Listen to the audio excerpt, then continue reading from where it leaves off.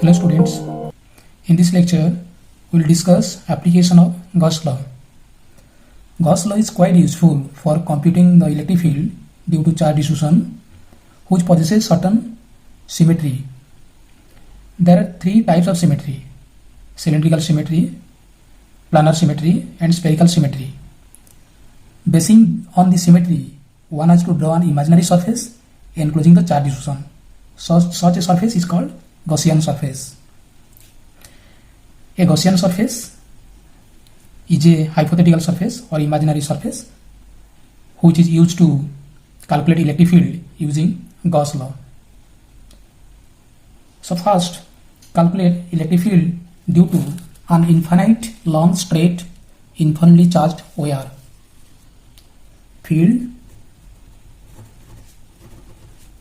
due to an infinitely long straight uniformly charged wire or cylinder.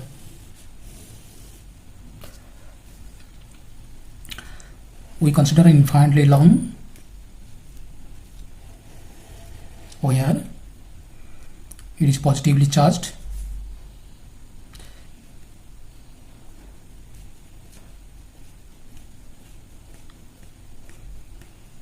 And here electric field is radially outward. Let us find the electric field at a point P, distant r from the axis of the cylinder or wire. Now we choose a Gaussian surface which is symmetry with the cylinder, that is cylindrical Gaussian surface. That surface must be passed through the point P.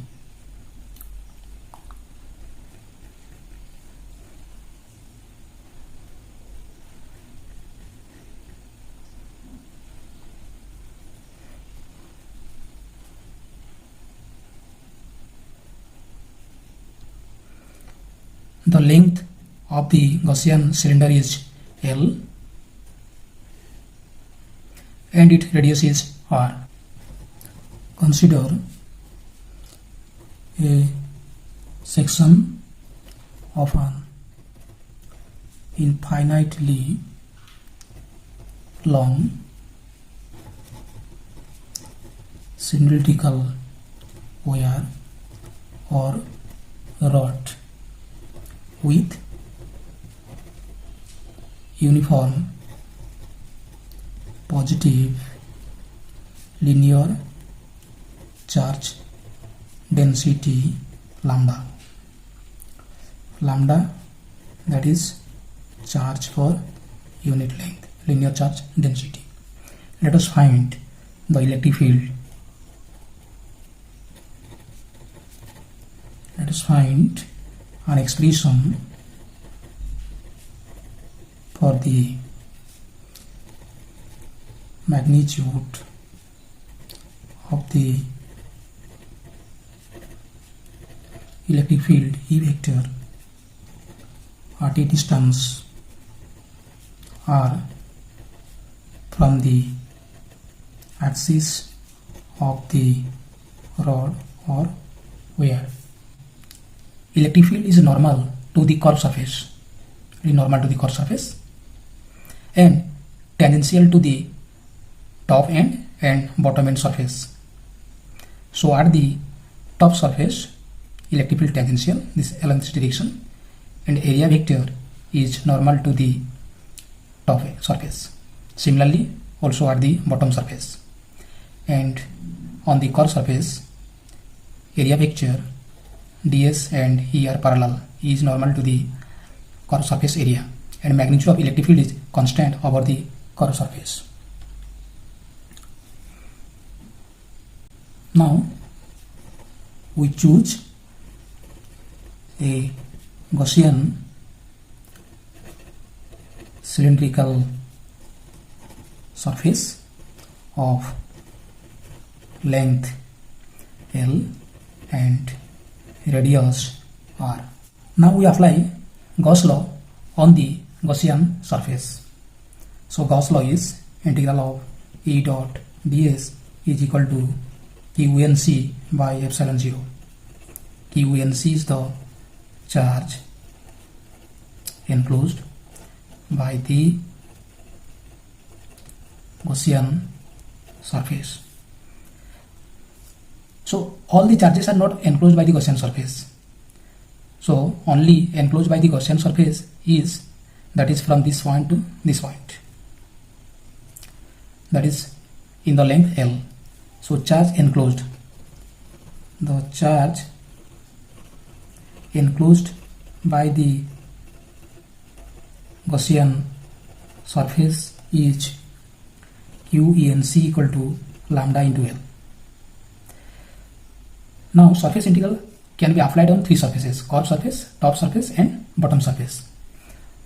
So integral of E dot ds can be written as integral of E dot ds on top surface, top end face, plus integral of E dot ds on bottom end face, plus integral of E dot ds on curved face.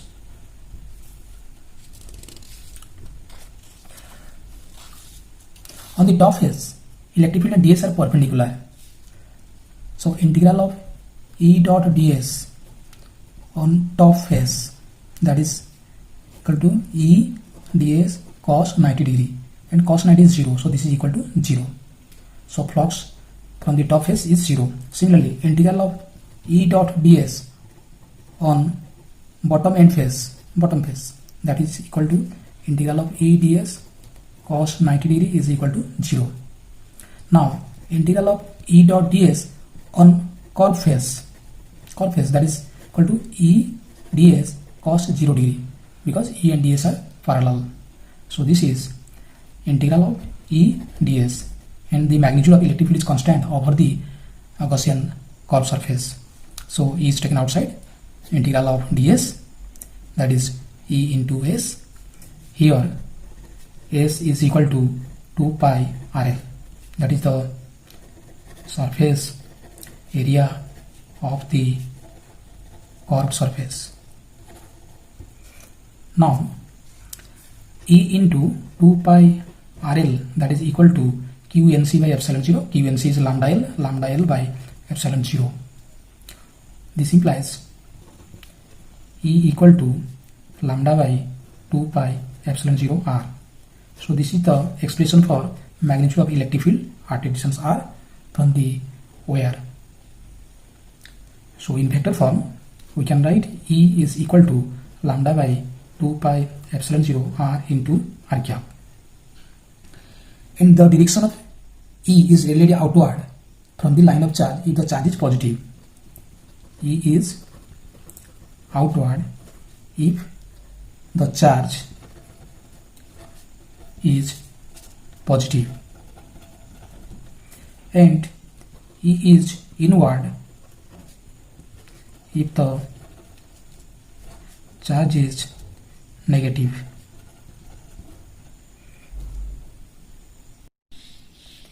Now we consider a thin infinite non-conducting sheet. Consider a portion of a thin infinite non-conducting sheet with uniform positive surface charge density sigma. Let us find the electric field at a distance r from the sheet. Let us find the electric field at a distance r in front of the sheet. So this is the point. This is at a distance r from the sheet. We have to find electric field at this point. So now we draw a Gaussian pillbox of cross-section area A and length 2r. We draw a Gaussian pillbox of cross-sectional area A and length 2r. Now we apply Gauss law on the Gaussian surface. Applying Gauss law on the Gaussian surface integral of E dot ds, that equal q E n c by epsilon 0. In this case, charge enclosed by the Gaussian surface q E n c equal to sigma into A. Here this area is A, cross sectional area A, so charge enclosed by this area, that is sigma into A. By symmetry, electric field E points away from the plane so E is normal to the end caps, left end and right end here. By symmetry, E points away from the plane. So now area vector A vector and E vector are parallel at both end caps. At curved surface, here E vector is tangential, here E vector is tangential, but area vector is normal. So angle between these two vectors is 90 degree. So the curved surface gives no flux. So only the end surface gives the flux. So the flux through two end surfaces is surface integral of EDS plus surface integral of EDS, because theta is 0 degree. So this is left surface and this is right surface. That is equal to charge enclosed is sigma A divided by epsilon 0.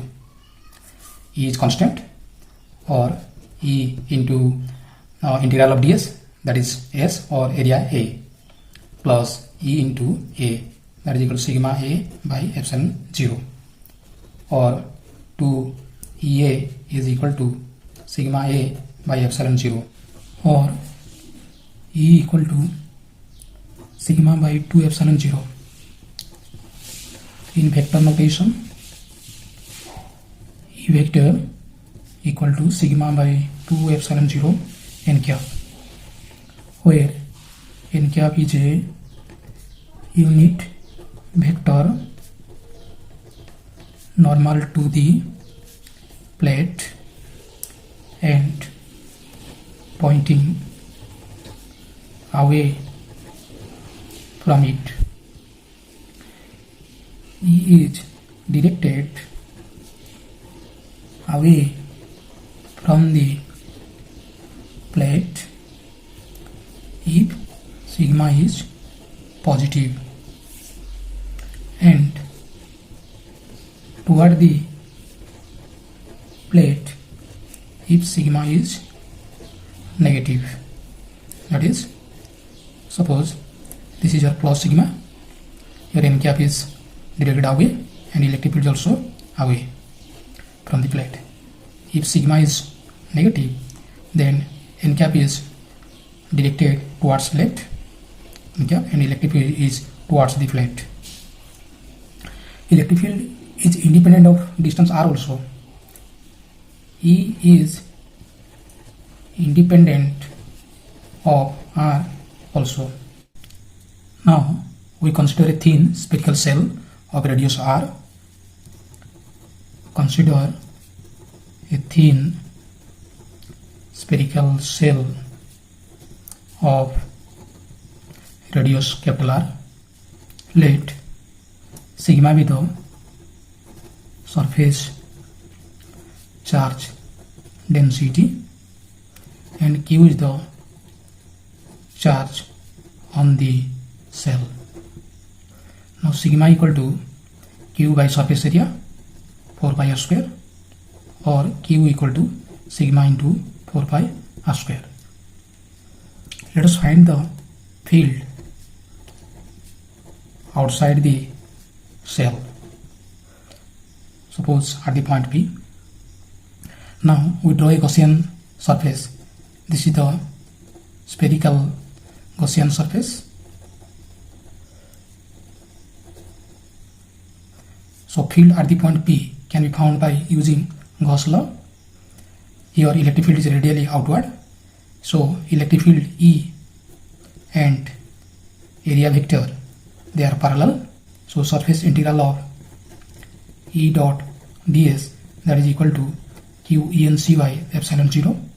So E ds are parallel. So E ds cos 0 degree, that is equal to q E n c, charge enclosed, and charge enclosed is here q equal to sigma into 4 pi r square, sigma into 4 pi r square by epsilon 0, or this is q by epsilon 0.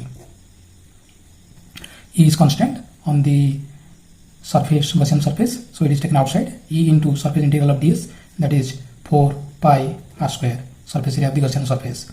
So this is equal to sigma into 4 pi r square by epsilon 0, or q by epsilon 0.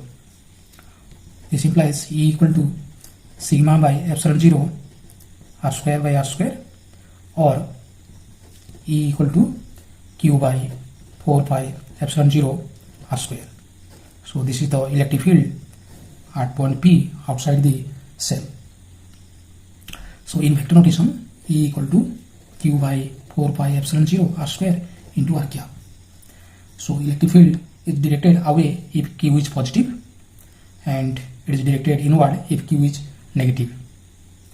And this formula implies that this is the electric field due to a point charge. That means whole of the charge of the cell is supposed to be concentrated at its center. So next, field inside the cell.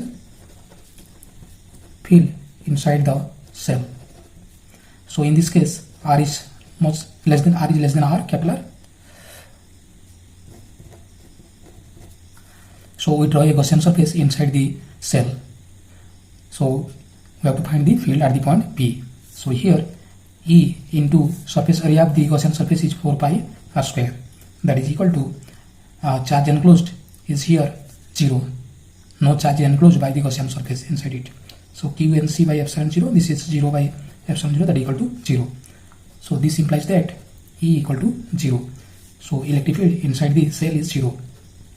E inside the cell is 0. These are some problems left to you. Do it.